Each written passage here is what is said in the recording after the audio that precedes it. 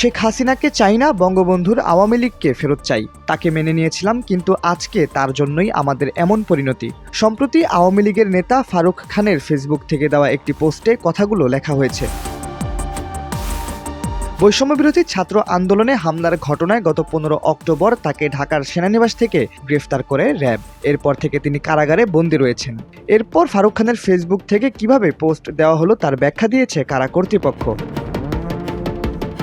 কারা কর্তৃপক্ষ বলছে, বন্দী কারো পক্ষে মোবাইল ফোন ব্যবহারের কোনো সুযোগ নেই। কারা অধিদপ্তরের সহকারী কারা মহাপরিদর্শকের সই করা এক সংবাদ বিজ্ঞপ্তিতে বলা হয়েছে, ফারুক খানের ফেসবুক আইডির একটি পোস্টের স্ক্রিনশট শেয়ার করে বিভ্রান্তি ছড়ানো হচ্ছে।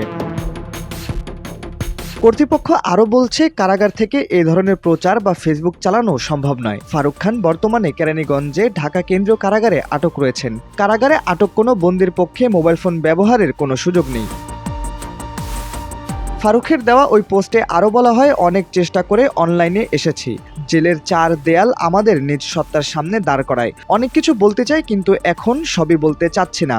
এটুকুই বলবো, শেখ হাসিনাকে নেত্রী মেনে নিয়েছিলাম, কিন্তু আজকে তার হঠকারিতার জন্যই আমাদের দলের এই পরিণতি।